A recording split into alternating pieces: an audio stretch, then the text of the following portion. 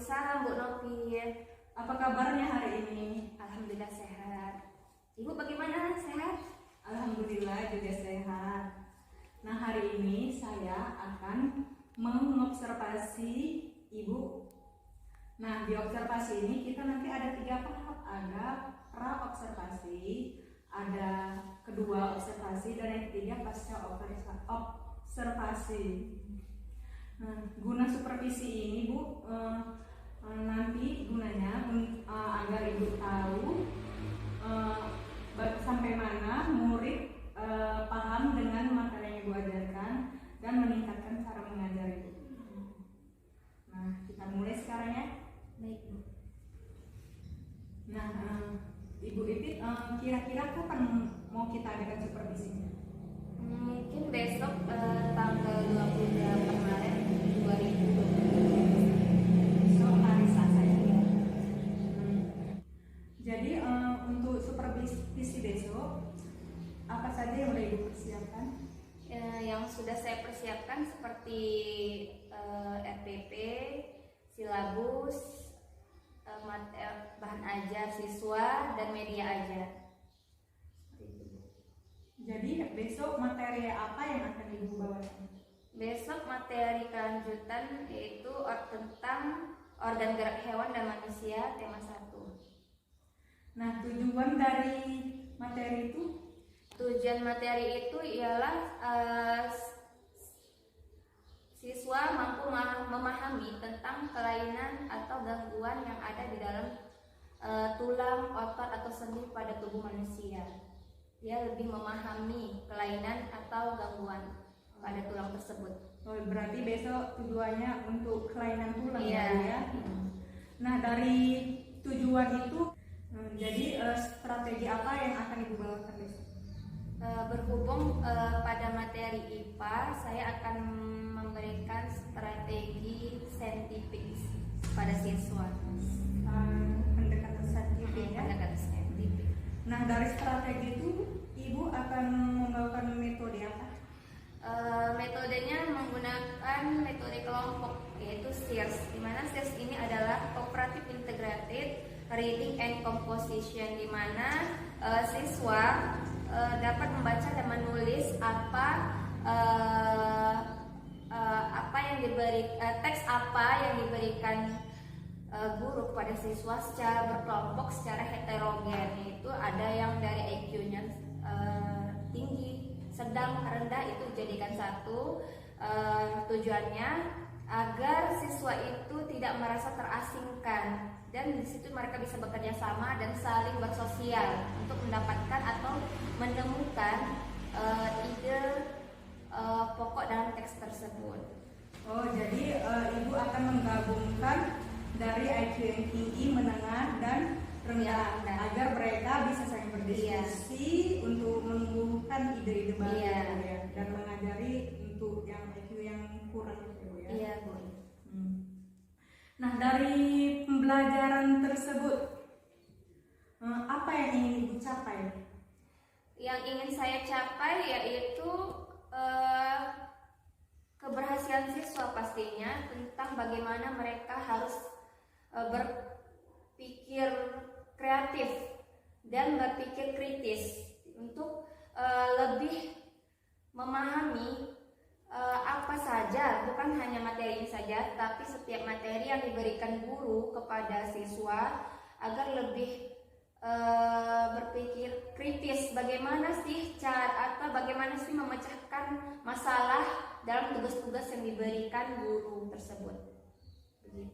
Begitu ya Bu ya.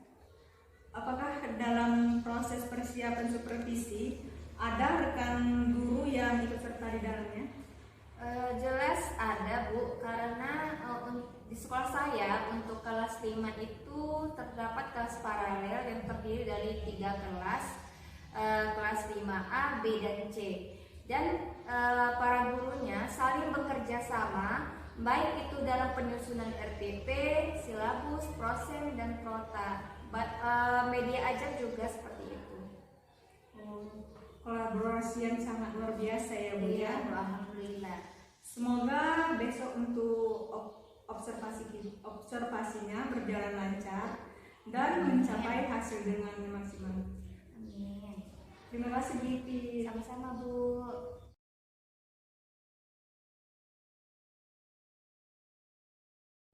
Assalamualaikum. Waalaikumsalam. Apa kabar anak-anak Ibu? Sehat? Sehat. Baik semuanya? Baik. Sudah sarapan? Sudah. Alhamdulillah. Oke, sebelum kita mulai pelajaran pada pagi hari ini, alangkah baiknya kita membaca doa. Doa dipimpin oleh Alwi. Silakan Alwi, pimpin doa. Siap. Baca doa. Bismillahirrahmanirrahim. Alhamdulillahirabbil alamin.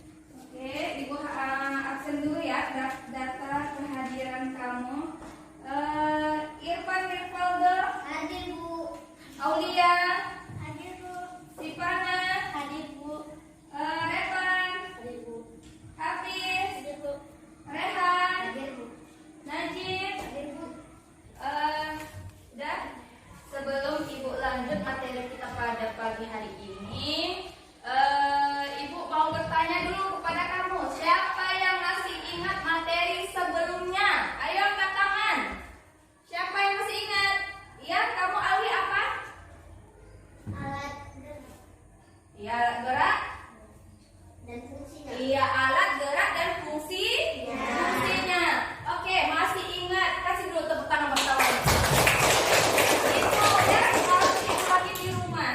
Nah, Ibu ulangi ya, alat gerak dan fungsinya itu terbagi dua. Apa saja? Otot dan tulang.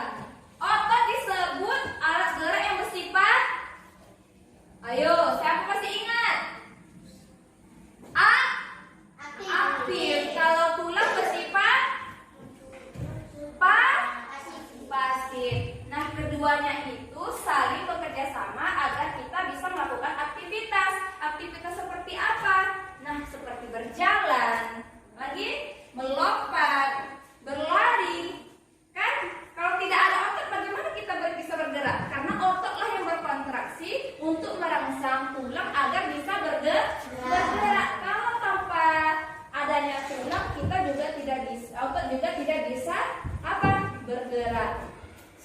Alat gerak dan fungsinya. Materi hari ini ialah mengenai gangguan atau kelainan pada tulang dan otot. Apa saja sih kelainan tulang dan otot? Ada yang tahu? Ada yang tahu? Tidak tahu. Oke, tidak apa-apa. Nah, tujuan materi pada pagi hari ini adalah agar kamu mampu memahami apa saja sih penyebab kelainan atau gangguan yang ada pada sendi, tulang, otot. Paham sampai sini? Paham. Nah, Ibu akan menjelaskan apa saja sih contoh dari kelainan atau gangguan pada tulang. Nah, perhatikan, ini ada gambar, ya. Perhatikan. Kamu pasti sering melihat gambar seperti ini, tidak? Sering ya? Di mana kamu lihat seperti ini? Gambar seperti ini. Ini posisi duduknya baik, buruk, atau bagaimana? Buruk Bu. Buruk ya. Nah, perhatikan yang pertama. Ini disebut dengan kelainan tulang lordosis. Lordosis itu adalah kelainan tulang di mana tulang belakang, mana tulang belakang kita? Nah, iya pintar. Tulang belakang kita itu terlalu melengkung ke belakang. Sering kita sebut apa? Membusung, ya kan? Kalau kita jalan, ada orang jalan membusung seperti ini, ya kan? Disangka orang sombong. Ya, kepada tidak, memang sudah ada kelainan atau kebiasaan sehari-hari dia duduk seperti ini. Jadi tulang belakang terlalu membusung ke depan. Ya. Yang kedua itu adalah skoliosis. Nah, skoliosis ini bagaimana? Coba perhatikan. Gimana duduknya itu? Membengkok ke kanan atau ke kiri itu. Nah, membengkok ke kanan. Sering kamu perhatikan seperti ini?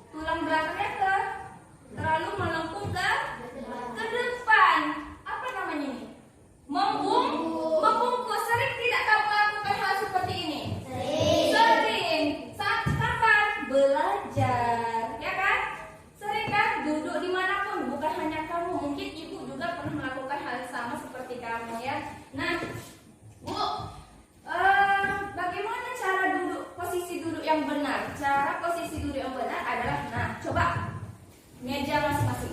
Duduk yang bagus. Duduk lurus. Apabila ada laptop, perhatikan ibu. Apabila ada laptop, duduk lurus, ikat tangannya atau seperti ini. Jarak pandang kita antara laptop atau sama buku itu harus 30 cm. Tidak boleh terlalu dekat. Selain mengganggu tulang atau sendi otot kita, juga mengganggu pandangan mata, akan juga merusak mata. Oke, baik, sampai sini sudah paham? Paham? Oke, baiklah. Oke, tadi setelah ibu menjelaskan materi, ada yang mau ditanya? Tidak? Sudah paham? Sudah.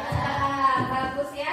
Nah, sekarang ibu akan memberikan tugas kepada kamu. Tapi terlebih dahulu ibu akan membuat kelompok dulu. Kelompoknya ada 4 kelompok, terdiri dari 4 kelompok secara heterogen ya. Ibu campur, tidak boleh kamu yang memilih, hanya ibu yang memilih ya. Oke? Kita susun kelompok dari sekarang ya.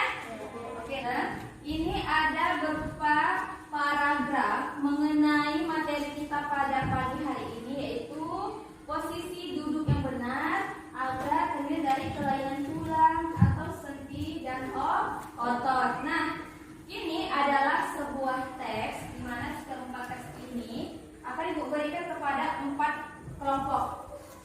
Teksnya itu sama.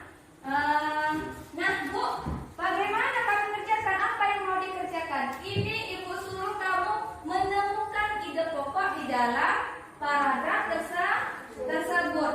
Masih ingat apa ide pokok? Ingat ya, ide pokok sudah pernah ibu jelaskan pada materi sebelumnya. Nah, apa itu ide pokok? Iya, pintar. Ide pokok itu menemukan gagasan utama pada sebuah paragraf. Langsung saja ibu beri ya.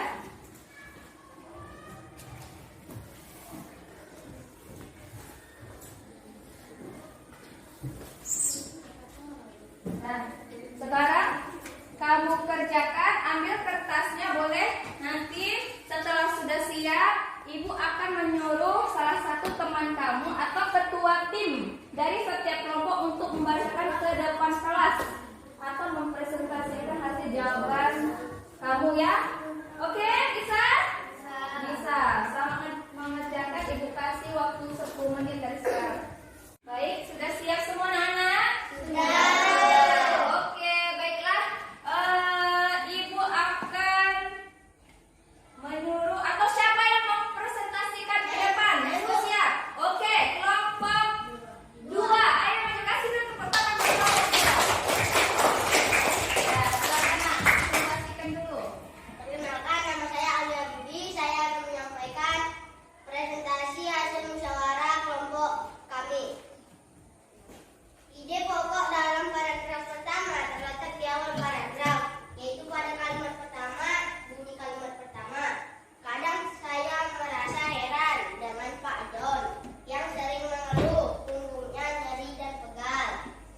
Ide pokok dalam paragraf kedua terletak di awal paragraf, yaitu pada kalimat pertama. Bunyi kalimat pertama, pada suatu sore Pak John mengeluh lagi tentang rasa sakitnya. Ide pokok dalam paragraf ketiga terletak pada awal paragraf, yaitu kalimat 1. Bunyi kalimat pertama, berbagai posisi tubuh yang tidak tepat dapat mengakibatkan otot-otot tertentu bekerja secara berlebih. Ide pokok dalam paragraf keempat terletak pada awal paragraf, yaitu kalimat 1. Bunyi kalimat 1. Tulang punggung merupakan bagian tubuh yang memiliki peranan besar dalam menjaga kestabilan tubuh. Sudah, Bu? Oke, bagus. Kasih tepuk tangan ya, sangat bagus kan? Oke, semuanya sudah pintar, bagus-bagus, sudah tahu apa saja itu jenis kelainan tulang pada tubuh manusia. Tadi apa saja contohnya? Ada kifosis, lordosis, dan skoliosis. Sudah paham ya? Oke, mungkin sampai sini dulu materi kita pagi hari ini. Jangan lupa belajar di rumah dan diingat ya, besok bisa saja ibu tanya kembali. Oke? Bisa ya? Diingat ya? Oke, assalamualaikum warahmatullahi wabarakatuh.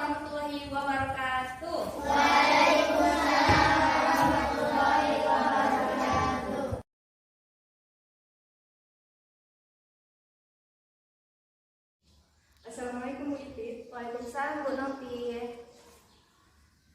Bagaimana kabarnya hari ini? Alhamdulillah sehat. Nah, setelah tadi melakukan observasi, bagaimana apa yang Ibu rasakan? Ya, senang, bahagia, dan lebih semangat lagi dalam mengajar. Hal-hal seperti yang saya ajarkan tadi merupakan suatu pemicu saya untuk lebih kreatif lagi, baik dalam strategi, metode, dan media yang saya ajarkan saat mengajar. Nah, dari pembelajaran tadi, apakah tujuan pembelajarannya sudah tercapai? Sepertinya sudah Bu, karena kan anak-anak sudah mampu untuk memahami apa saja sih gangguan atau kelainan pada tulang, dan juga anak-anak sudah mampu untuk menemukan ide-ide pokok yang ada pada teks mengenai posisi duduk yang benar. Berarti anak-anak sudah paham tentang kelainan yang ada pada tulang dan mampu menemukan ide pokok pada teks ya. Iya. Dari pembelajaran yang Ibu lakukan tadi, apa yang sudah baik? Yang sudah baik ya, seperti saya katakan tadi, anak-anak itu saya lihat sudah mampu untuk berpikir kritis terhadap penugasan yang saya berikan, yaitu untuk menemukan ide pokok yang ada di dalam teks yang saya berikan.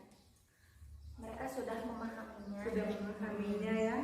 Jadi yang baik itu mereka sudah memahami, sudah mengerti apa itu ide pokok dan cara menemukannya. Ya. Nah, yang kurang dalam pembelajaran tadi apa? Mungkin yang kurang dalam pembelajaran tadi, kurangnya anak-anak kurang berani untuk mempresentasikan atau mengkomunikasikan hasil jawabannya. Mungkin ada rasa malu, ada rasa canggung, atau rasa kurang berani, takut gitu. Jadi mereka mungkin masih belum terbiasa gitu. Kamu loh masih adu-aduan Iya, gitu ya. iya. Jadi dengan adanya kekurangan tadi, apa tindak lanjut Ibu untuk mengatasi kekurangan? Mungkin saya akan lebih sering mengajak anak untuk lebih aktif di tes lisan, yaitu berkomunikasi agar anak tidak hanya mampu berani berkomunikasi di depan kelas, tapi pada jangkauan luas, yaitu di umum juga. Itu juga supaya melatih anak lebih berani lagi berkomunikasi. Jadi kira-kira kapan rencana itu dilaksanakan? Rencana saya untuk sekitar 2 minggu ke depan. 2 minggu ke depannya.